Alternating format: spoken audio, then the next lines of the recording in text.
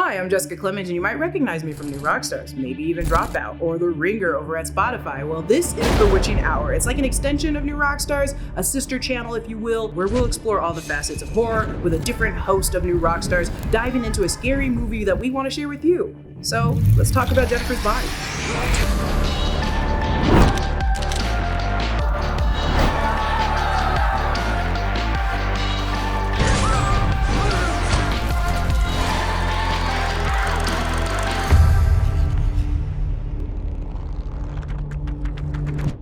In this video, which is more of a comprehensive analysis, I'll discuss the legacy of Jennifer's Body and the vision behind it. We'll examine its unique genre and break down some very iconic scenes. Together, I just want us to recognize Jennifer's Body as a great horror film and give it its due flowers. Just might get lucky for once in your miserable life. I'll also break the video down into chapters because, yes, I talk about the trials and tribulations of this movie behind the scenes. Still, some of you watching are already huge fans of the movie who already know about what happened behind the scenes, and I get that. For those new to the topic or just wanting to learn more, please see the chapters below if you want to just skip around. Okay. Jennifer's Body was released in 2009 by 20th Century Fox and directed by Yellow Jackets, The Invitation, and Aeon Flux's Karin Kusama, and written by Academy Award-winning writer Diablo Cody. The movie stars Megan Fox as Jennifer Check, Amanda Seyfried as Needy Lesnicki, and Young Neil's Johnny Simmons as Chip, who isn't really important to the entire video, but I'm a child of the 2000s, and who am I to leave out Young Neil? The movie follows two young girls, Jennifer and Needy, who have been friends since childhood and find themselves in a terrifying situation. At a concert in their small town, Jennifer encourages Needy to attend because she loves the band performing, and who really wouldn't in 2009?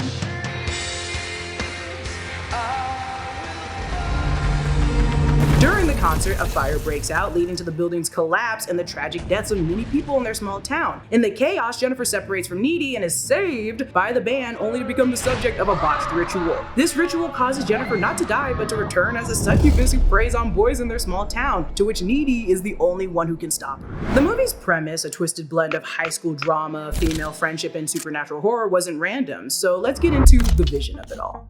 Once Juno was awarded all its accolades, Cody was given free reign to do just about anything. She always wanted to do a horror movie, one of her favorite genres of film, so she created a story about female adolescence, female hunger, and female teenage friendship.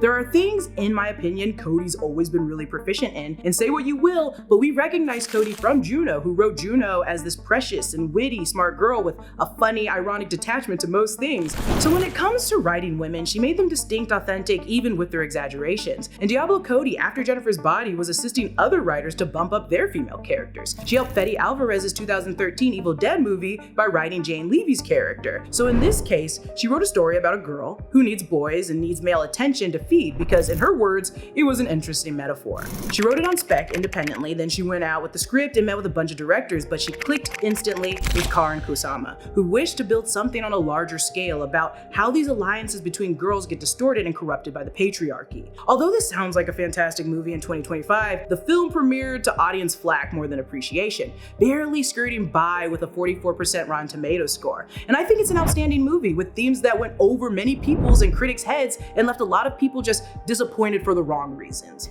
IGN's Jim Vivoda called it another mediocre horror movie about teenagers. Claudia Puig with USA Today noted it tries hard to be cool, gross, and nasty, but feels forced and misses the mark. A review in The Guardian noted sucks blood or just plain sucks. And while most of the other reviews were unnecessarily mean, usually either blatantly just hating Fox or Cody, or comparing it to the writer's critically acclaimed Juno, regardless of this movie being about a succubus murdering people, comparing it just felt like, comparing apples to oranges. You can do it, but they're very different. Even well-known critic Roger Ebert called it a Twilight for boys, and in his gentle phrase, he notes, as a movie about a flesh-eating cheerleader, it's better than it has to be, which is a great description for the movie, but not really what the movie's about. It subverted the typical male-gazy teen horror aspects by centering female friendship, sexuality, and female rage. The movie critiques how women's bodies are exploited while giving women free agency in ways horror movies rarely allowed teen girls to do at the time. It wasn't your typical horror movie. It felt like a deep satirical take on real-world feminist and patriarchal issues that at the time seemed more emblematic than humorous. Horror movies that offered this certain social commentary weren't radical or unheard of at the time. However, horror movies centered around teen girls, again, were rarely taken seriously. They presented a distinct side of horror horror through a different lens during a period when horror movies lacked clear subgenres and just were oftentimes misunderstood. All horror movies are evolving to blend more subgenres into their own unique mashup, which works at times with movies like Get Out and The Babadook, even Tucker and Dale that blend slasher and just intense comedy so well. However, different subgenres generate different suspenses and scares, and in this case, Jennifer's Body, from the jump, we thought it was a teen slasher. We didn't know it was also a blend of feminist and satirical horror, and genuinely, in my opinion, a bit of a twisted non-horror coming-of-age story. So the odds of this movie shooting over the moon were never really in its favor. But for all the reasons I've stated, it separates itself from other horror films, in my opinion. It challenged societal norms of the time and was also just ahead of its time. So let's talk about feminist horror. The genre feminist horror, my favorite horror, is horror that explores themes or can explore themes and anxieties related to the female experience. Although what's shocking or terrifying to women can be universal, it can still differ or evolve over time, just like being a human. For instance, the movie Cam, if viewed as a contemporary piece of feminist horror that explores digital anxieties, whereas A Girl Walks Home Alone at Night delves into the patriarchal violence and the street-level dangers women face. There's no one box feminist horror can be forced into when all lives and societies are different, which is why I love the diversity in this genre. The movie features numerous scenes that effectively highlight the authentic elements, in my opinion, of feminist horror without being too cryptic or just like unclear. Unfortunately, it still might have gone unnoticed. So let's start with the elephant in the room, the sacrifice. The sacrifice scene is a difficult one to rewatch. Something we all know is very unsettling about seeing a young girl restrained and killed while men laugh and carry out this act. This moment highlights the film's central theme, the exploitation of young women under the patriarchy. The scene also symbolizes the dehumanization and exploitation of trauma depicted through a bloody failed sacrifice. Megan Fox noted how the scene was just so impactful to her, and she wanted to do it because she viewed the band Low Shoulder as a representation of the major male-dominated film studios. She felt that these studios exploited her relentlessly, disregarding her grievances and concerns and focusing solely on using her for their own purposes.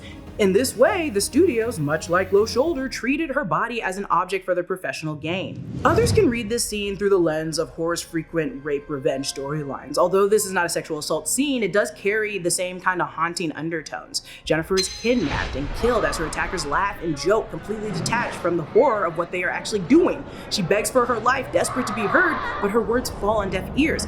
In a last attempt to save herself, she says she's a virgin, society's supposed marker of worth for young women, only to find it meaningless. And this moment crystallizes the film's critique. Regardless of being a virgin or not innocent or flawed, women are still too often reduced to conquest or objects and just tools within a patriarchal system. There's also some reflective commentary here on the concept of the virgin sacrifice, which I don't think is intentional, but does mirror aspects of Diablo Cody's past. Diablo Cody's history as a dancer is well known, and unfortunately the tabloids, the press, and even critics, just everybody at the time had often used that stigma to undermine her work. This kind of slut-shaming now is outrageous, and even then was outrageous. And the notion of the virgin sacrifice resonates with this because it reflects a patriarchal obsession that equates virginity with purity and innocence. If someone does not fit that mold, they're devalued. So then the sacrifice operates on multiple levels. Stick with me. The patriarchy represents the ritual, Low Shoulder represents man, and Jen represents woman. And Succubus Jen was the product or the outcome of that violence. She's literally the allegory of a modern Frankenstein, raising the same question that Shelley was asking: who is the man and who is the monster when both are two sides of the same coin? Patriarchy doesn't truly serve anyone, not man nor woman,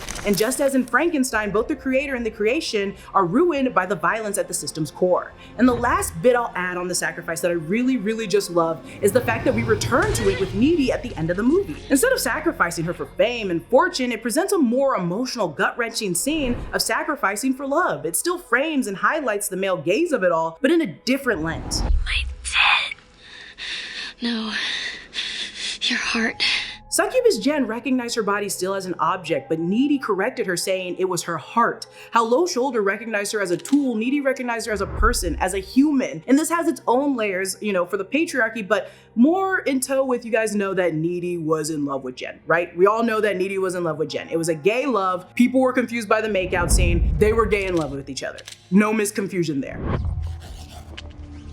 One aspect I found fascinating, one that I loved the approach of in A Girl Walks Home Alone at Night, is how Jen walks confidently and comfortably at night after becoming a succubus. And this can be seen as commentary on the vulnerability that women experience, which often prevents them from walking alone at night. Her transformation grants her the freedom to become the ultimate predator and walk alone at night. In a way, Jen is reclaiming that space and challenging these limitations. Now, I recognize it feels like I'm suggesting the patriarchy thus liberated her, and it's much more nuanced than that, and I think this highlights a lot of the movie's critiques from a lot of critics. The patriarchal exploitation meant to destroy Jen instead transforms her into a tool for destroying them. It's a dark form of liberation. It's not ideal, it's not perfect, and it came with a cost, but in this case, it kind of shows that Jen can navigate and subvert the patriarchy in her own way. And I'm not claiming to have the answers on how to find freedom within confinement and limitations as a woman, especially in America, but you guys, I'm a Black woman in America. There are just so many layers to this. But for Jennifer's Body's case, it resonated with me, even if it doesn't resonate with everybody. What I'm trying to say is I understand the critiques naturally, 100%, and this is one that I had to flag, just for people that were curious. So ultimately, the act of a woman walking alone at night or even through a forest, which she does, challenges the traditional power dynamic where women are often seen as prey. And these scenes show how she can reclaim her agency by embracing her monster nature and transforming from an object of male desire into a tool to destroy them. This scene shouldn't be so iconic. After murdering Jonas, everyone is just too sad and numb to enjoy themselves. Jen confidently struts down a blue somber hallway filled with distraught teenagers. She wears a pink heart jacket from Gap Kids, blue skinny jeans, and ribbon heels tied over her jeans, a look that intentionally embodies her new unsettling confidence. As Jennifer gets worse and creepier, she's simultaneously getting more girly in her wardrobe, and this is noted by the costume designer Katya Stano. She began to stand out more in her wardrobe, noting her bows over the jeans, which Katya notes was wrong, but for all the right reasons. This wardrobe shift is more than just stylistic. It also connects her to a deeper theme of trauma, survival, and reclaiming agency. I'm not suggesting that this portrayal was intentional, nor am I even suggesting that all survivors would respond this way. Trauma affects everyone differently, but Jennifer returning as a revenge-fueled phoenix can be read as reclaiming their power, using this image that men imposed on her to turn the tables once again.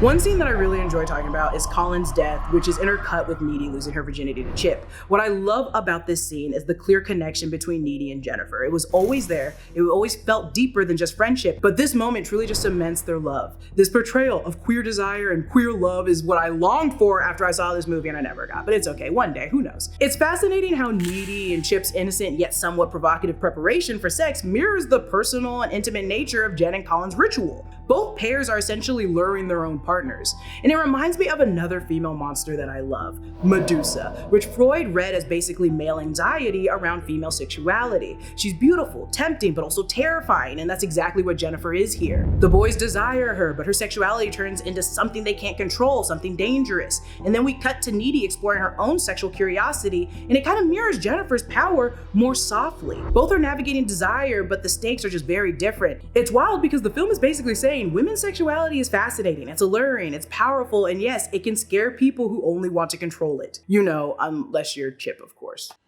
Am I too big? And as we come to a close, there's one last thing, one big button I just need to talk to you guys about: the legacy and reclamation of Jennifer's Body. Jennifer's Body is much more than its failed tagline, she's evil, and not just high school evil. It was complex and easy, it was racy but calculated. Its roots were tethered in feminist ideologies and subverting the notion that yes, maybe hell is just being a teenage girl. So what has made Jennifer's Body so beloved by its dedicated fan base? What gives Jennifer's Body a second chance and voice in 2025? Well, first of all, we recognize its significance today because we've sat front row to some considerable societal changes since its release in 2009, especially in Hollywood's view of women, sexuality, and sexual identity in the post-#MeToo era. It's still going on, you guys. I saw Ayo's thing. It's still going on. Don't say it's not going on, please. There are three main reasons Jennifer's Body flopped, in my opinion. People didn't get it, they didn't want to get it, and they weren't ready for it. Sure, there are other criticisms, some of them even hold weight, but a huge part of the film's early failure came from widespread misunderstanding. And on top of of that, Cody and Fox faced intense backlash, and 20th Century's marketing team completely shit the bed. The movie boldly confronted misogyny and the male gaze, showing what men want to see while also critiquing it, but Fox sold it as another hot Megan Fox movie. Test audiences were mostly male and unimpressed, and the real target audience, young women who could connect with its themes of toxic friendships, desire, power, never got to hear about it. Diablo Cody and Karen Kusama knew exactly what they were making, a movie for girls about how female alliances can be distorted and corrupted by the patriarchy, and that vision was lost on the studio. At one point, they suggested that Megan Fox host an amateur porn site to promote the film. When Kusama pushed back on another marketing pitch fixated on Megan's body, the studio reportedly responded, "Jennifer's sexy, she's still your boyfriend." Cody later recounted a call with the studio head, who basically said, "This movie is for teenage boys who think Megan Fox is hot. That's your audience, you didn't pander to them." So from the start, the film was never going to reach its people that it was actually made for. Fast forward to today, and Jennifer's body would thrive. Feminist horror, campy and clever. Back in 2009, we just weren't ready. Our conversation even around Megan Fox has changed too. Then press focused on every horrible thing Megan said. Now headlines say